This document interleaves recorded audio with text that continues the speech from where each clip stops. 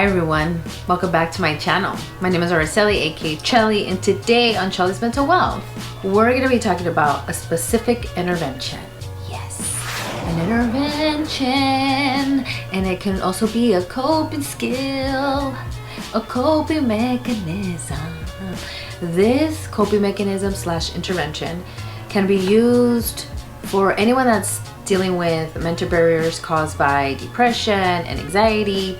And actually a lot of therapists use this specific technique, and it's called cognitive behavioral therapy. And with this technique, they use this thing called an automatic thought record, which is something that the therapist is going to make you do in order for you to keep track of your thoughts, so that it helps through the process of the steps that they do while they conduct cognitive behavioral therapy and all that good stuff, okay? And I know I said a lot of clinical words. I remember when I used to hear about this stuff, I was like, what? So it's just a fancy way of saying it's a therapy technique that a lot of people tend to use to kind of help people rationalize their thoughts and all that good stuff. So I'm gonna break down the steps that they do when they do cognitive behavioral therapy, and then, see, now my dog's crying. Why'd you come here? Why she just came here to eat some snacks? Okay, I'm gonna let you. Hold up. So what I was saying is, yes, I'm going to explain to you the steps as to why they conduct cognitive behavioral therapy and how that's going to help someone who is doing this, because hopefully it'll make an individual ask for it. If they're having, sessions with a therapist, you can always ask for this specific technique. And if they don't know, hopefully they're willing to learn more about it and kind of help you through the process. Like it's not a very difficult technique to do. What's interesting is that since I'm an active role, I tend to do a similar technique. I just don't call it an automatic thought record.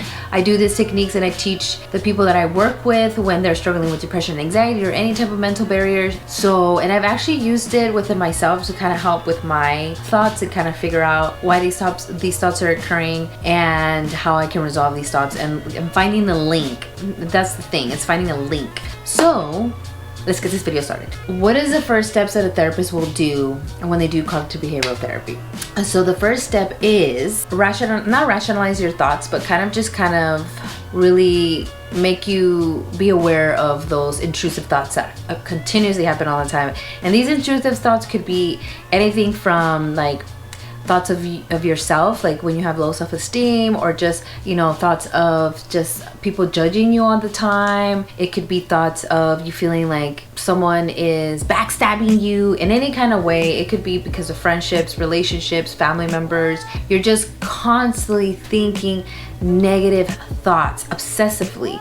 So what the therapist does is they try to help you link those thoughts with your depression. So it's and that's where the automatic thought record comes into play. Is that's when they send you to go home and go do homework, and they want to make you get a piece of paper, and hopefully they can do this with you one-on-one prior to sending you out, and you doing it on your own. I would really encourage you to do it with your therapist, so that in case like you have any questions, and kind of role play and do it a couple of times to make sure that you kind of have an idea. It's like, okay, I want to make sure I'm doing it correctly. So what you first do is you write the date of when you're having these negative thoughts, and you write the event. And I'm going to give you an example on this book. Even though I'm going to be reading it here, I'm going to put a visual for you guys so you can read it while I'm reading it. You can see at the same time.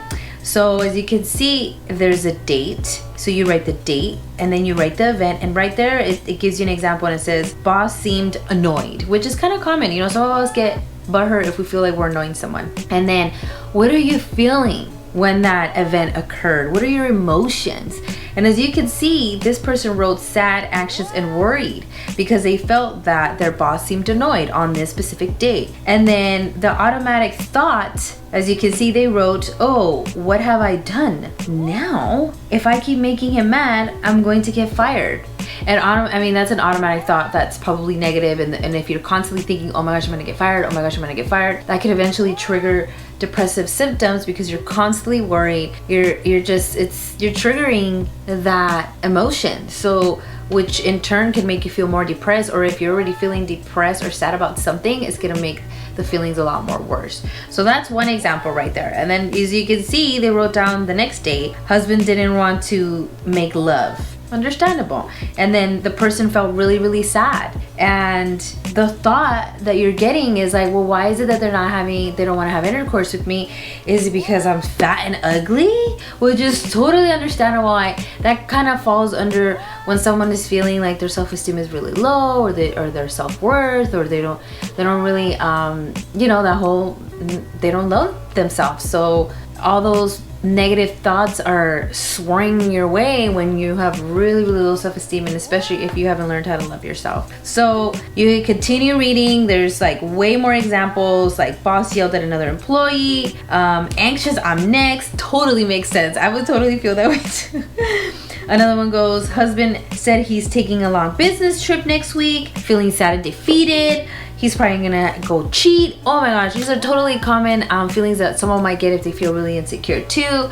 All this stuff, when you think about it, is kind of triggered by insecurity. But this is important. This is something that I always practice within my current position with, one-on-one when I'm working with someone, because it's important for us to figure out what our triggers are. The way I frame it, at least within my position, because it's kind of the same concept, is I tell them that in order for you to figure out your triggers, this helps you figure out your triggers. This helps you figure out why you're feeling this way, and then in turn can help you problem solve so that you're not feeling that way no more, or at least you're working towards that direction. So so that's the first step, right? So you're keeping track of your thoughts, you're figuring out your feelings and the thoughts. And then the second step consists of is just basically challenging those thoughts. You are challenging those thoughts and basically actually doing something active. You're actually trying to replace those thoughts and challenging those thoughts and saying, okay, well, wait, am I really feeling this way? Or is it really gonna happen if I'm having these negative thoughts about an outcome that I might think might happen? If it does happen, what's the worst case scenario? Like, even if the worst case scenario does happen, am I gonna be prepared? Okay, well, let's prepare ourselves so that we're not as scared or worried or sad that it's gonna happen. At least we're gonna be ready with our tools. And it's like breaking down those thoughts and kind of really helping you rationalize, because a lot of those thoughts are feeling driven. Sometimes it's based off of what we're feeling, because we're either scared, mad, happy. It's just feelings, right? Feelings. And then this creates these irrational thoughts. So step 2 is about helping you rationalize those thoughts, okay? And then step 3 is basically figuring out the deeper reason as to why you're having those negative thoughts. Because granted, you're challenging those thoughts and you're trying to replace them, but there's always something deep inside of you that's not letting you.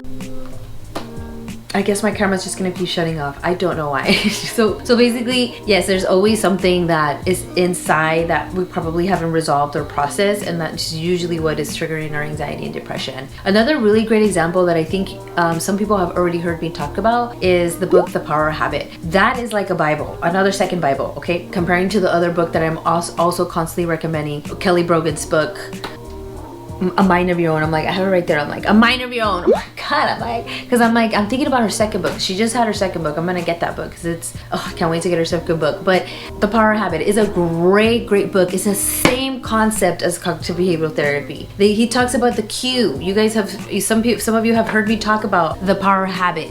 Basically it's the habit of loop, right? And they basically break everything down for you. It pretty much breaks down why is it that you're behaving this way, or why do you constantly keep doing the same habit that you know it's not healthy for you, and what is the reward, and what are the cues, and what is the action. So once you break it down, it makes you kind of figure out oh, okay, so this is why I'm doing this. That makes so much sense. Oh wow, I just pulled off my eyelash. The Power of Habit, such a great book. It literally, such a good, and I'm gonna be putting visuals here. You guys, you know me and my visuals. I have so many pictures of it that I've saved in the past that I'm constantly always using, and it's just, The Power of Habit, the cue. So there's a cue, right? I'm gonna give you an example. I'm gonna give you one of my cues. What's my cue? It's my cue. Okay, let's talk about insecurities, because I have trouble with low self-esteem and past issues with infidelity. So there's certain cues that I will see or hear that automatically I'm gonna be thinking about these thoughts, and then which is the action, and then there's a reward afterwards, which I don't, So okay, so the cue is, let's say the cue is my partner is gonna go work at night, they're working the grave shift, right? Similar to what they said here, okay? And automatically my action is behaving a certain way, right? You're questioning, you're getting angry, you're giving attitude, depending on the person. At least for me, And that's the process that I do. Those are the actions I do when that cue occurs. And then at the end of it, there's some type of reward. Like when I ask, when I question or do all that stuff, afterwards I feel better because I'm assuming that I feel secure because I'm insecure. So once I do all that stuff, I feel secure and safe, and that's my reward. When I can figure out a way where I can change that action and do something more of a more respectful, more healthier way for me to still get that secureness or feel safe, like, oh, okay, everything's gonna be okay, like you're fine, like so all that stuff helps you when you realize that it's a power habit, when it literally is a loop of a habit that we created, and we have to replace that action with something else, and so that we still get the same reward. And we do that with everything, you guys. I mean everything. It even has to do, like, I can give you an example as to, like, this is an extreme example, a personal example for me at least. When I used to argue, I used to always think, like, why do I like to argue? Well, because afterwards, my reward was being affectionate, we were all hugging, when in reality, subconsciously, I wanted that hugging and like the nice and dandy without the fighting. So subconsciously I was fighting because afterwards my reward was, oh, we're happy and dandy, you know, lovey-dovey. And it's just like, we shouldn't be going through that vicious cycle to get to that. Like, it should just get to that. You know what I'm saying? So it's like, and some people don't recognize, like, oh wow, I'm subconsciously getting into arguments with the person because afterwards everything is great, or we reconcile, and the feeling of reconciling or how we behave towards each other when we reconcile is 10 times better than when we're normal. So what you have to figure out is, how can you get to that like wooby feeling without having to argue? Like, have that all the time, so you're not chasing that in different ways, like in creating arguments and creating just, I guess you would say, drama, you know, or causing arguments for whatever reason. So it's like, and that's why in cognitive behavior therapy they help you figure that out. Like I figured out that that's my cue, these are my thoughts, and then during the process of us figuring out in a deeper sense is where I would know, oh, it's because of my past infidelity trauma that I've had. So I know that's why I know that now, but going through therapy, if you don't know, you get to figure that out with your therapist, and you get to see, like, oh, it's because of what happened to me in high school, or a year ago, or with this relationship, or with my parents, or with my friends, or with a stranger, or a family friend, anybody. But a lot of the stuff, it has to do with like really crappy stuff that had happened to us that we haven't been able to let go, and it's like holding us back, and it's just like hurting our self-esteem, and we just don't know how to love ourselves. And as corny as it sounds, is that until we learn to love ourselves, we will be able to get over our depression and like really extreme anxiety symptoms. Because I will say this, I want people to understand that it's okay to feel sad and it's okay to feel anxious. It's part of feeling, it's part of being a human. But it's when it becomes to a point where like you don't want to do the things that you love, you don't want to live anymore, is when it becomes a problem. And it becomes like, because I don't want you to go. I don't want you to go. We all deserve to live on this earth and do what we want and pursue our dreams, pursue our passions, and just be happy as to whatever we're doing, as to whatever makes us happy in general. So just think about it that way. I know that I was all over the place like always, but the automatic thought record, it is such a great tool, and I really encourage you to ask your therapist, or if you ever think about going to a therapist, ask them about this specific intervention, or ask them about the specific therapy technique, and hopefully you can utilize that to help process and help you kind of overcome your own mental barriers.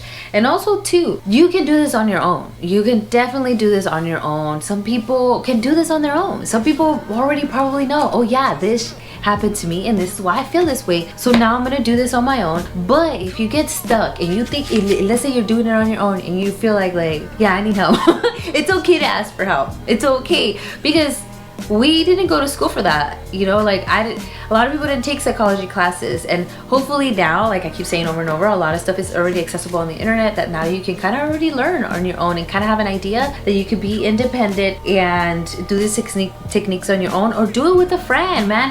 Have a buddy. Support groups are so great. Like, create your own support group. Be like, let's do what was your negative thought today? My negative thought today was this. So was I. How'd you make yourself feel better? Oh, well, I thought about this. Oh, no. share each other's stuff. Share, you know, positive things so that you can learn to just control those negative thoughts and persevere. So the feeling of hopelessness is completely normal. I will say this over and over and over. The feeling of hopelessness is always going to feel normal to some extent. I know it feels weird for me to say that, but it's a process. And as long as you realize that, like, I know I feel hopeless right now, I know I don't want to live, but there is going to be the light. There is going to be a light at the end of the tunnel. I just have to really just focus how I can get there instead of focusing how I'm not going to get there. And that's where we get stuck. I realize that's where we get stuck. I really hope that this video was helpful, and I hope that I made sense as to how this specific technique can be implemented in your own personal life. This could even be implemented if someone's not even dealing with depression or anxiety. Just like if you're having some like really crappy thoughts that you just like, why is this happening and it's not letting me do things? Do this exercise. And then replace those thoughts with positive thoughts. You have to think logically. And I mean, you never know. Maybe you could do this sheet and then talk to a friend of yours that's super logical. I have a friend that's extremely logical. She thinks with her head. She don't think with her feelings. I think with my feelings. So when I speak to her, she helps me think logically. So if you have a friend or a family member or an acquaintance or a coworker or any or a stranger that can think logically for you to kind of bring you back down, works wonders too as well. So, and then of course you can always talk to a therapist. Okay, telehealth, you guys can talk on the phone. I can't even like stress that enough. You could always do telehealth. And remember, there's so many ways for you to get therapy. You can get therapy through Medi-Cal. Granted, there's waiting lists, but I feel like that there's more and more mental health services now that I think there's more options. And I also want to always encourage everybody that even when you do have a therapist and you feel like they're not trying enough techniques, or you don't feel like you're seeing any progress within like 3 months, then you need to switch up the therapist. But you have to be mindful that you have to make sure that it's not you. You gotta make sure that you're trying, that you're open, and that you're doing all the techniques that the therapist is recommending and practicing with you, because it's a two-way street. If you're not trying as well, then it's both. It has to be a two-way street. Okay, if you know that you're trying, if you know that you're implemented everything that they're recommending and you still don't see any progress, it's okay to tell them that it's not working out. It's a good exposure technique for you to teach yourself how to stand up for yourself and actually ask for what you need and what you want, because there's nothing wrong with you asking to switch up a different therapist. Okay, you're not gonna hurt their feelings. I mean, you probably will, and it's normal because they're human, but you need to know what's best for you. And like any profession, some people might take advantage. They just want to keep you there because they want to milk the money. It's like anything, you just gotta keep that in mind. But I don't want to make you paranoid. Don't want to make you paranoid, but I want you to understand that there's the good ones and then the bad ones. So if you feel like you have one of those, like they're not really trying and it's just kind of like you're wasting your money, switch it up. Please switch it up, because there's so many different types of therapists out there and so many different types of therapists that specialize in specific areas that you can definitely find a person that would be a good fit for you. So my recommendation is also too, when you look for a therapist, make sure that you narrow it down as to what you, well, sometimes people don't know what they might be dealing with. So but hopefully the therapist can help you, and if they don't specialize in that area, they can refer you, because that's best practices. That's what they're supposed to do. If they don't specialize in a certain area and you are struggling with a specific mental barrier that they don't know nothing about, either they're honest with you and say, you know what, you're my first, but we're gonna do this together, or you know what, I know someone that specializes in this. And that's best practices. I can't stress that enough. I hope this video was helpful. If you have any questions, please comment down below. Please don't forget to share this video if someone wants to learn a technique about like learning how to control their anxiety, depression, or just like someone who might be thinking about going to therapy and they're a little scared. This is something that at least they can have an idea as to like, oh, this is something that a therapist can do. Okay, I can do that. Like, we're not gonna talk, like we're just gonna do this. It's just that. Because some people might say we don't talk, we're just gonna do this. Some people do that. Some people like that. Everybody's different. You have to figure out what works for you. Some people want to talk. I like to talk, you can tell. But some people want to do active stuff. They're like, nah, I don't want to talk about stuff in the past. I just want to fix this. And that's fine too. That's what I'm saying. You have to figure out what's the best fit for you. If you're new to my channel, please do not forget to subscribe. Do not forget to poke the button if you like it, okay? And like I said, comment down below if you have any questions, concerns. Have you ever had cognitive behavioral therapy? How was your experience? Did you like it? Did you see the benefits? Did you not like it? Let me know, because I would love to know. Because the more, you know, because I collect data in my head as to like how certain things work and how certain things don't work for certain people, and it just depends. So yeah, just comment down below. Don't be shy. And if anything, if you are, just DM me too. That works well for me too. And I guess I will talk to you in my next video, and I will see you later. Bye. I almost forgot.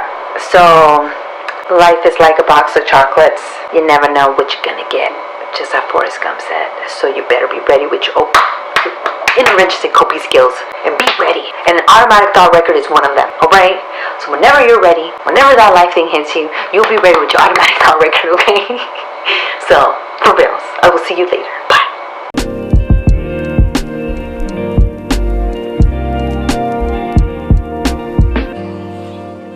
I think all of us should have a hobby of some kind.